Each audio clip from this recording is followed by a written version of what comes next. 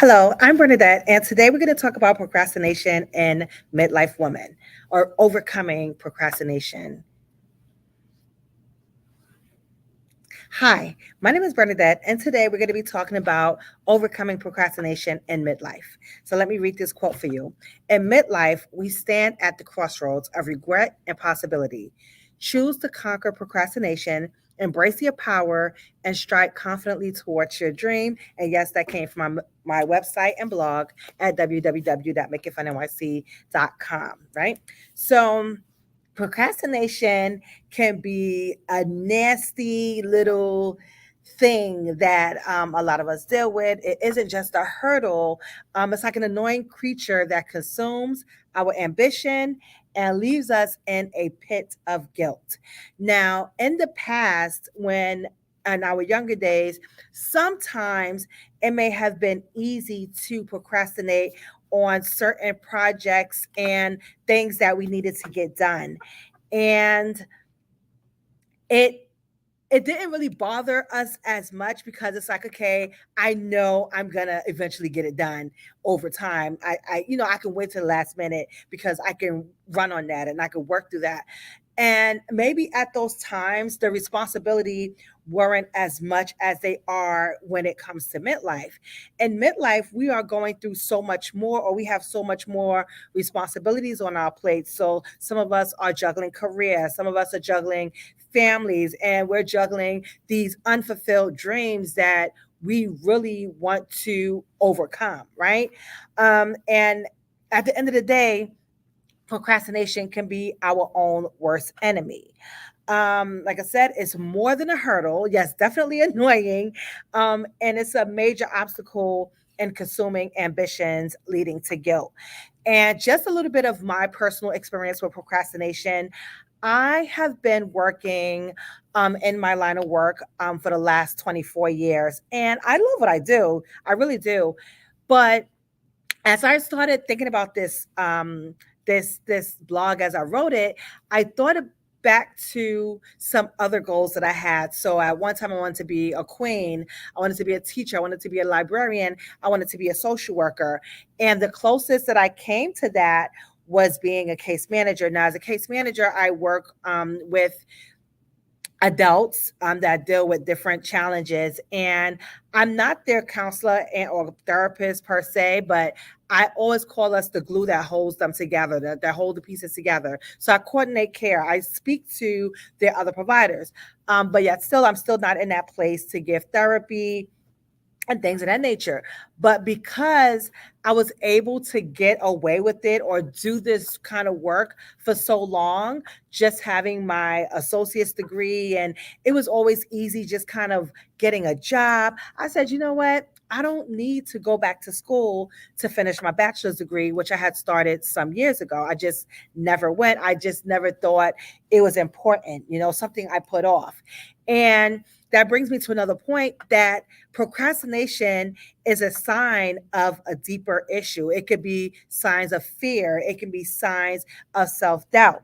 The turning point is realizing that procrastination can be overcome. And it's not something that's going to happen overnight. So, I'm going to give you some strategies to overcome procrastination. Strategy one: embrace the power of small steps. A lot of times we want to do the big thing really quickly, not realizing that things take time. You can't just wake up and things happen. Things take time. So if you have a goal, and it really depends on your personality type as well, because there's three types of people. Some that will just jump straight into it, so they're very impulsive. That's me. Then you have some that will they could put like a little thought into certain decisions and it won't harm them as much. And then we have that person that likes to overthink and really sit there and take their time, think of the pros and cons before they do something. And for each one of those levels, there are pros and cons, and you have to be okay with that. And so, one thing that you can do is embrace the power of small steps. So, you want to make like micro goals, right? So, say one of your goals is to go back to school. You can say, okay, and 2 weeks, I'm going to just search up schools. Okay. And then for the next 2 weeks, I'm going to actually request applications. And then the next 2 weeks, I'm going to actually fill out the application. And then in the next 2 weeks, I'm going to ask for references. But like I said, it's really based on who you are as a person, because you may decide today, oh, I want to go to school. And you may just get the application and do everything in that one day. Or you may be that person that has to think, okay, what about my finances? What about childcare? What about books? What about this? What about that? This may be a good idea. This may not be a good idea. Maybe I wasted my money. So it really depends on your personality type, but you want to do things in small steps, whatever that goal is. Okay. Everything's not going to happen overnight. And then you want to celebrate. So, say you have that goal of wanting to go back to school, celebrate. Oh my God, yes, I actually do want to go back to school. That indicates, okay, I want to create a change. And then when you get that application, oh my God, look, I got the application, because it means that you're doing something towards that goal. So don't beat yourself up when you do make those small steps and celebrate the achievement. Now, this one I'm just going to spend a little bit more time on. Listen to your intuition. Um, a lot of times, you got to understand that procrastination could be a sign of misalignment. And um, also, too, you want to trust in your gut feeling. So, like when you're in your midlife, you have reached a point in your life where you've accumulated so much wisdom, experience, education, and you have a unique understanding of self. And between the demands of work, family, school, friendship, society, expectations, you can lose that inner voice. And then that intuition is something that indicates, boom, something is a red flag. Now, why listen to your intuition? Number one, procrastination is a red flag. When you find yourself delaying decisions or certain actions, it can lead to frustration. So I'll give an example, and this is a recent current thing with me. I was I was at a job, and I was having some certain issues, and I tried everything in my power to work them out on my own. And there came a time where I said, okay, I'm just going to distance myself from this situation. And, people were like, no, don't do it. Stay, give it a chance, do X, Y, and Z, blah, blah, blah. But something kept telling me, like, you've done everything that you could to rectify the situation. Like, follow your gut, do what you need to do. And like I said, I stayed for a while just because my coworkers are like, no, like, just rock out, you got this, you could do this. But then, like I said, still ignoring that, but deep down in my gut, right, the intuition is telling me it's never going to get better, just in my opinion. And eventually, I had to make the decision to part ways, just because of what my gut and intuition was telling me. Um, and you want to listen to that. And then you want to tune into your truth, right? That's what intuition is. Intuition is tuning into your truth. So ask yourself, who do you want to be? Who do I want to be, right? And if you're delaying that time of doing or taking a certain action, you're not going to be that person that you're going to be, because you're still procrastinating, right? Um, you want to make empowering decisions. Making life throws curveballs. You want to use your voice of reason. You want to break free from limitations. You want to ignore society expectations and use your intuition as liberation. And let me tell you, even though my reason for separating myself from that environment, um, it was bittersweet to me, very bittersweet.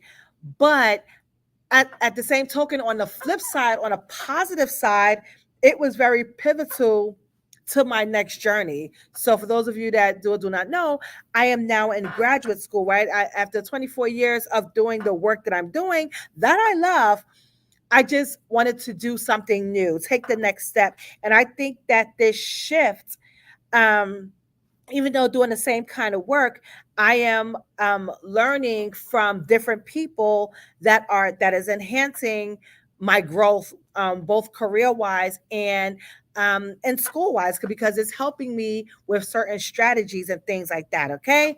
Number three, strategy three, when it comes to overcoming procrastination, you want to um, be create a supportive network, right? Communities are very, very important.